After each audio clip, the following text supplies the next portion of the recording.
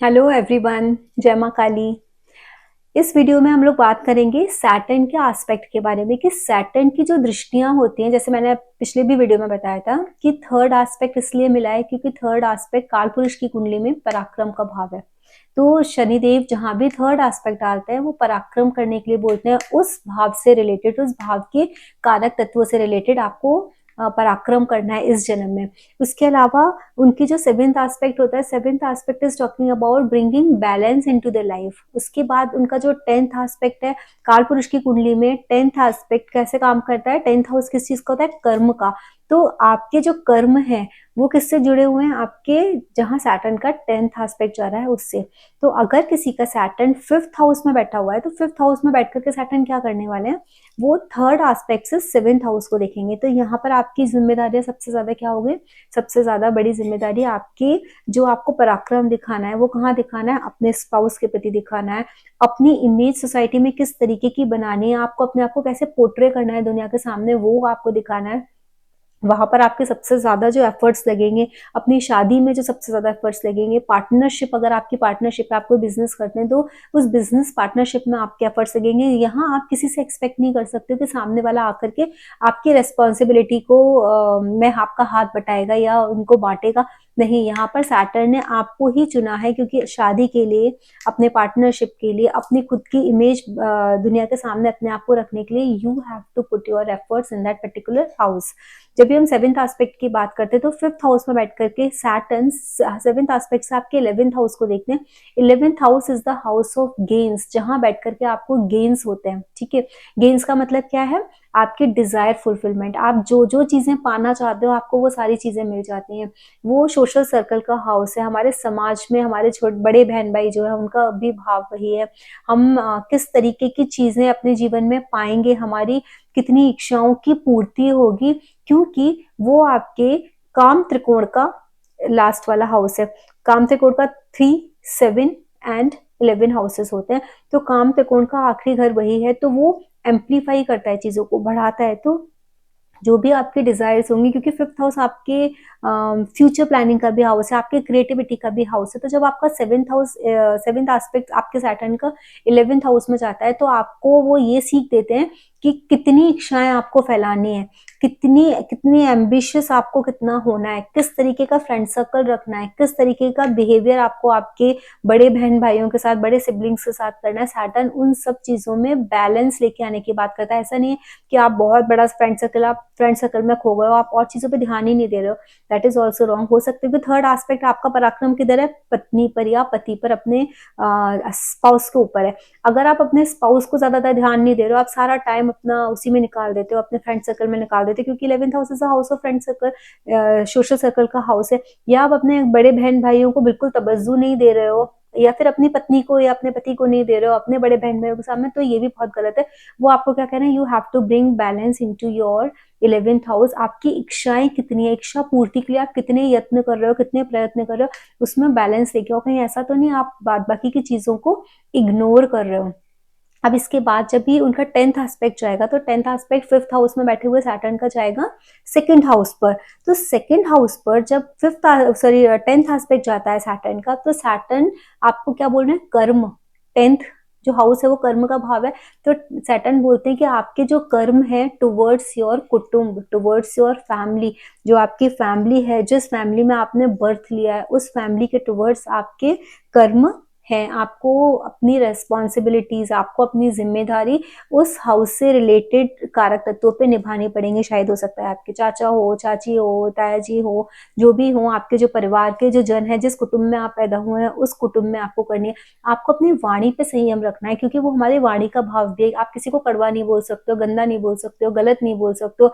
वो आपके food habits का भी हाउस है। आप किस तरीके का खाना खाते हो, you have to be very cautious about your food habits.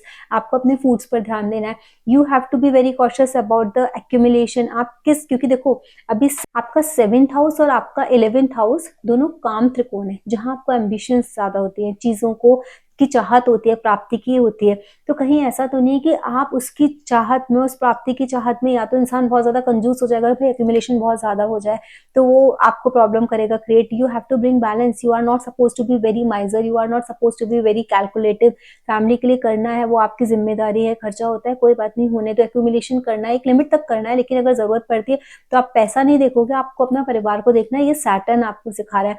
दूसरा, सैटर्न आपके लाभ भाव को, 11th हाउस को, सेकंड हाउस को कनेक्ट कर रहा है, तो वैसे भी आपको वो क्या दे रहे हैं, आपको अबंडेंस तो वैसे भी वो प्रदान कर रहे हैं। 5th हाउस में बैठ करके सैटर्न आपको पैसा, रुपए, सब कुछ प्रदान कर रहे हैं, लेकिन कब देंगे वो, जब आप अपने कर्माज में बैलेंस देखे आओगे। सैटर्न जो रेस्पॉन्सिबिलिटीज निभाने के लिए आपसे बात कर रहे हैं, जब आप वो रेस्पॉन्सिबिलिटीज निभाओगे तो सैटर्न आपको वो सारी चीजों की प्राप्तियां जरूर कराएंगे।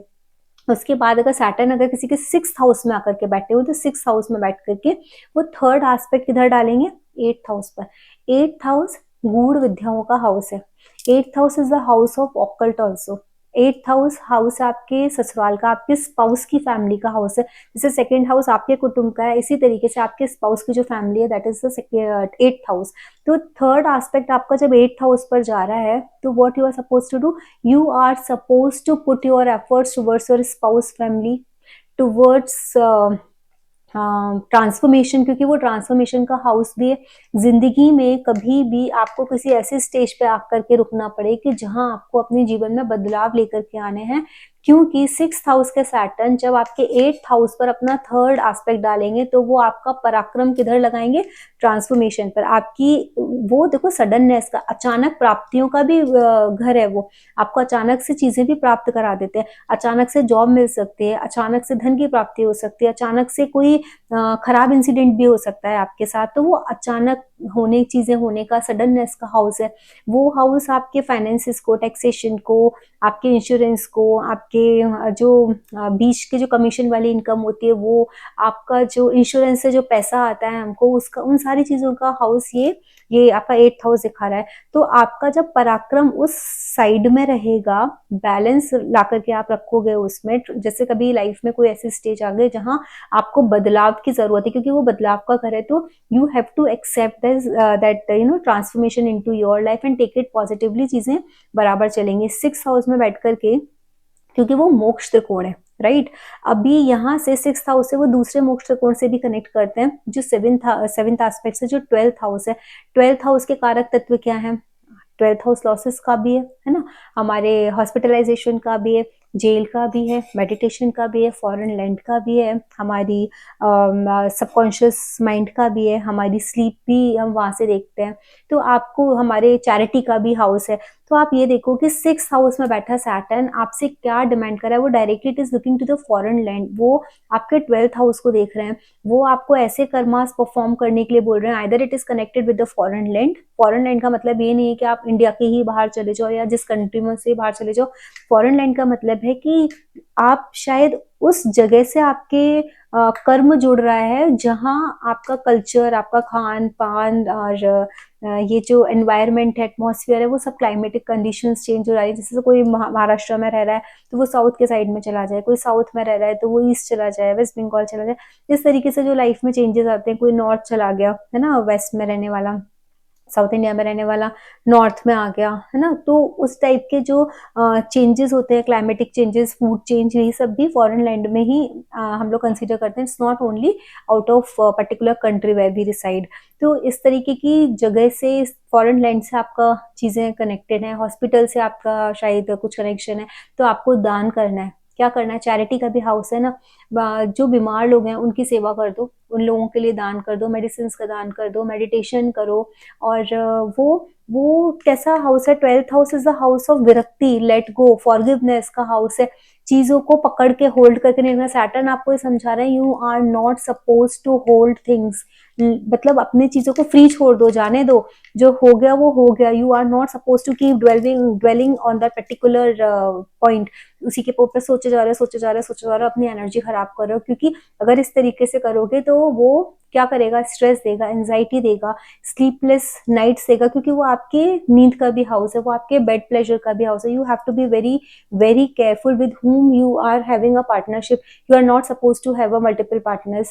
That is also shown by the Saturn which is looking at your 12th house, क्योंकि वो हमारे बेड प्लेजर का है, तो आपको वो उस कर्मा के लिए भी बहुत ज्यादा सतर्क रहना है। Why I am saying because third house मतलब सॉरी जो थर्ड एस्पेक्ट है सैटर्न का, it is going on your 8th house. 8th house हमारे हिडन चीजें भी, हमारे सीक्रेट्स भी हैं, हमारे कुछ सीक्रेट रिलेशनशिप भी है जो हम दुनिया के सामने नहीं लेके आते हैं, और 12th हाउस हमारा बेडरूम भी। तो you have to be very very cautious if your Saturn is sitting in the 6th house, मतलब वो ऑलरेडी 7th हाउस से 12th है। ठीक है, आप ऐसा कुछ कर्मा परफॉर्म कर सकते हो जो आपकी मैरिड लाइफ को, आपकी स्पाउस के साथ जो पार्टनरशिप है उसको खराब कर दे। You have to be very very cautious about it. You are not suppose to perform such karma which will bring a lot of problem into your life.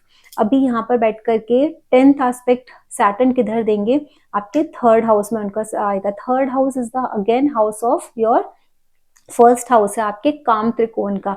ठीक है, वापस से डिजायर्स हैं, वो पराक्रम भाव भी है, छोटे बहन भाइयों का भी है। आपकी जो मेन एनर्जी जो 10th जो कर्म परफॉर्म करने की जो एक एनर्जी है वो किधर जा रही है, आपके थर्ड हाउस में जा रही है। आपकी 6th हाउस में बैठ के आपकी रेस्पॉन्सिबिलिटी बनती है, आप अपने छोटे बहन भाइयों की तरफ ध्यान दो, अपने छोटे बहन भाइयों की तरफ अपनी responsibility निभाओ। You have to be very cautious about speaking something while writing something if you are into a mass media communication। ऐसा कोई फील्ड है आपका मास मीडिया में हो, अब जो you have to be very cautious about writing, you have to be very honest, you are not supposed to write bad things or said bad things, say bad things about others, because third house is a house of your social media also। हो सकता है आप किसी ऐसे उसमें हो, news आप news reader हो, या फिर आप कोई एडिटर हो कहीं की, या फिर आप किसी ऐसे मास मीडिया में हो, क्योंकि मास मीडिया थर्ड हाउस भी है, तो आप शायद किसी ऐसे प्रोफेशन में हो जहां आपकी वाणी से, आपके लिखने से, बोलने से सामने वाले के जीवन में बहुत ज्यादा अंतर आ जाए। वो आपके पड़ोसियों का भी घर होता है, थर्ड हाउस होता है, तो आपकी रेस्पॉन्सिबिलिटी आपके जो नेबर्स है उनके तरफ, आपके सिबलिंग्स की तरफ, आपके शॉर्ट ट्रेवल, क्योंकि आपको अपने प्रोफेशन में, because it is sitting in the 6th house. 6th house is the house of your service. When you are giving service you have to keep travel, क्योंकि बोलना, लिखना, है ना, और ट्रैवल करना, अपने छोटे बहन भाइयों के प्रति आपका जो कर्तव्य है वो सब आपका थर्ड हाउस से करे। You have to bring balance into those things. You are not suppose to be dishonest. You have to perform the karma towards that particular house. If now your Saturn is sitting in the 7th house, what it says? It says that your third house, but the third aspect of Saturn is going into the 9th house। अभी 9th house में जब 7th house में Saturn बैठ के 9th house में देख रहा है, तो मतलब आपकी आपकी एनर्जी किधर जा रही है, पराक्रम किधर जा रहा है, आपके 9th हाउस में, मतलब जो पिता का घर है। आपकी जो रेस्पॉन्सिबिलिटी है आपके गुरु की तरफ है, आपको उनके लिए कुछ करना ही करना है, अपने पिता के लिए आपको करना है, आपको अपने पितरों का भी भाव है, आपको अपने पितरों के लिए करना है, आपको अपने धर्म के लिए करना है। बहुत सारे लोग देखो मंदिर बनवाते हैं धर्म के लिए, कुछ भी ऐसा फंक्शन होता है तो वहां पर डोनेट करते हैं चीजों को, है ना। और क्योंकि आपके वो 9th हाउस में आपके पराक्रम की, आप जो पराक्रम करोगे वो 9th हाउस में करोगे। वो शॉर्ट ट्रेवल, वो भी आपको ट्रैवलिंग भी दिखाता है, फॉरेन लैंड की ट्रैवलिंग सिखाता है। You have to go for the maybe for the short travel to for on foreign lands, और अपने रिलीजन का प्रचार करना, प्रसार करना, that is also coming in to that house. क्योंकि हो सकता है आपको जो शॉर्ट ट्रेवल्स करने हो सकते हैं फॉरेन लैंड पर, just because just you want to make some trust for any temple और फॉर एनी गुरुद्वारा और whatever the culture you are और रिलीजन यू आर इन, तो आप उससे रिलेटेड इस तरीके की भी चीजें परफॉर्म कर सकते हो। पिता और गुरु की तरफ तो डेफिनेटली आपका है। अपने पितरों के लिए, जिसका सैटर्न 7th हाउस में बैठा हुआ है, उनकी ड्यूटी अपने पितरों को प्रॉपर उनका तर्पण करना, उनका श्राद्ध करना, इन सब चीजों के लिए आपकी रेस्पॉन्सिबिलिटी, हाई रेस्पॉन्सिबिलिटी बता रहा है कि you have to perform responsibility towards your ancestors के लिए जो भी रिचुअल्स होते हैं वो आपको करना बहुत मैंडेटरी है। Now the 7th aspect is going on the लग्न भाव, आपके खुद पर, आपके तनु भाव पर जा रहा है 7th हाउस में। 7th हाउस में बैठ करके जब सैटर्न आपकी खुद के भाव को देखते हैं तो इट टॉक्स अबाउट कि आपको अपनी खुद की लाइफ स्टाइल में, आपको खुद को अपने कैरेक्टर में, आपको खुद के अंदर कुछ ऐसे बदलाव लाने हैं जहां आप अपने आप को प्रूव कर सको, जहां आप अपने आप को इस तरीके से पोर्ट्रे कर सको कि यस, जो सेटिस्फेक्शन होता है ना, how you want to see yourself in front of the public, क्योंकि वो पब्लिक के हाउस में बैठे हुए हैं ना, Saturn 7th house is the house of a public image, वहां बैठे हूँ, how you want to put yourself in front of public, you have to work on it. Your duty towards yourself is कि आपको जिस तरीके से अपने आप को दुनिया के सामने रखना है, उस तरीके से आप अपनी पर्सनालिटी को बिल्ड करो, अपने ऊपर काम करो। You have to bring those things into your character, own character. आपको अपने ऊपर बहुत काम करना है, अपनी हेल्थ के ऊपर बहुत काम करना है, अपनी सोच के ऊपर बहुत काम करना है,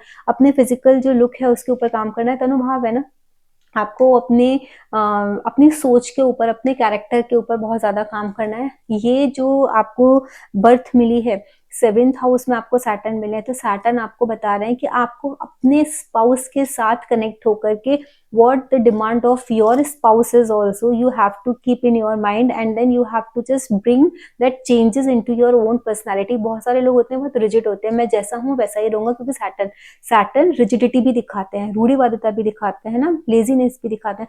हो सकता है your partner has some special demand की your look should be like that, your behaviour should be like this, या फिर मुझे इस चीज से प्रॉब्लम है, या मुझे ये अच्छा नहीं लगता है, तो कोई प्रॉब्लम नहीं। You have to bring those changes because you are living with your spouse. आपको अपना जीवन काटना है, उनको आपका अपना जीवन काटना है आपके साथ। तो इस टाइम में सैटर्न आपको बोलते हैं कि you have to work on your own personality, right. अब इनका 10th एस्पेक्ट 7th हाउस पे बैठे हुए सैटर्न का जाएगा 4th हाउस पे। 4th हाउस पर जब उनका एस्पेक्ट जाता है तो वापस से वो ये बताते हैं कि you are suppose to perform a lot of responsibility towards your mother.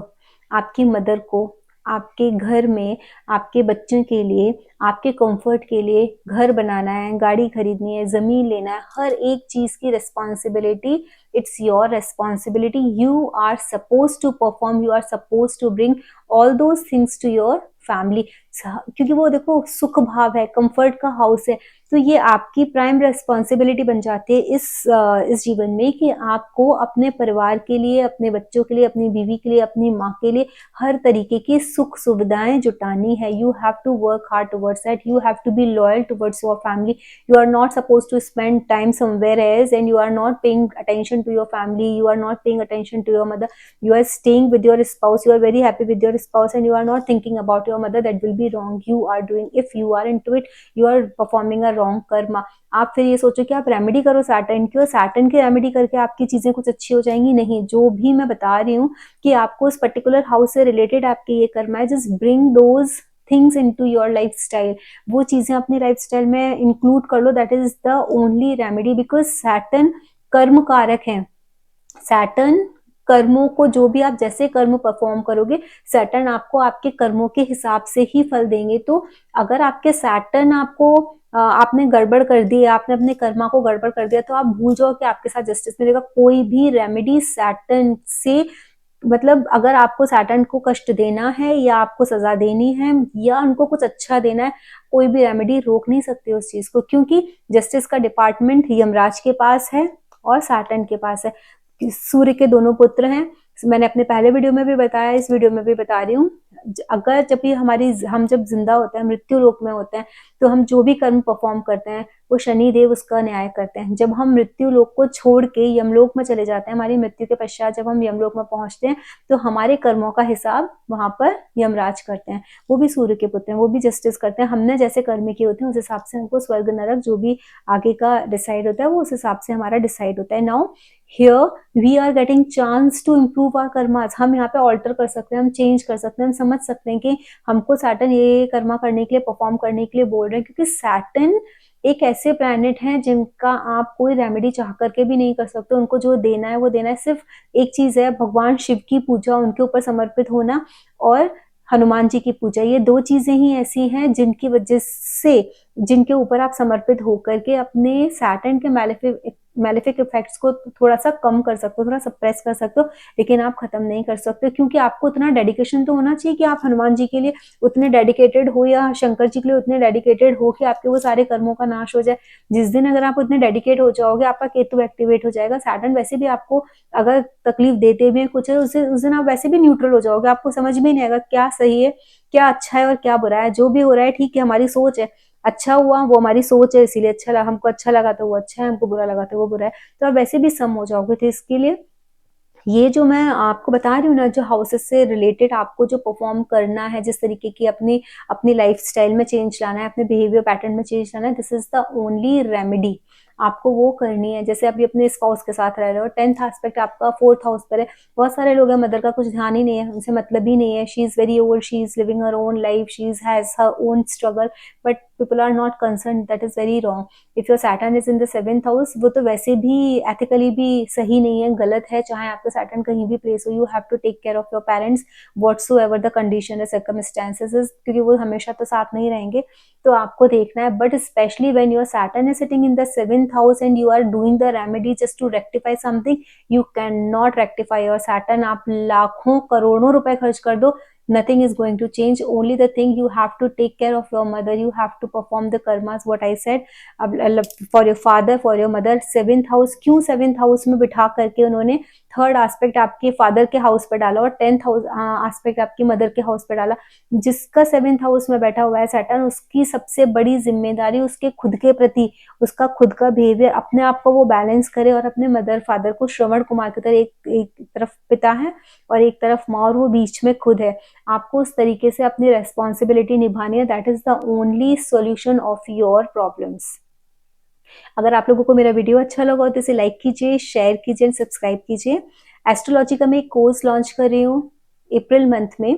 Description box में आपको चैट का एक लिंक मिलेगा, आप वो व्हाट्सएप ग्रुप को ज्वाइन कर लीजिए, फर्दर इन्फॉर्मेशन आपको वहां मिल जाएगी, क्योंकि मैं 15, 16 एंड 17 मार्च को एक फ्री एस्ट्रोलॉजी की वर्कशॉप कर रही हूँ, जिसमें आपको ये पता चलेगा कि उस कोर्स में मैं क्या क्या चीजें सिखाने वाली हूँ।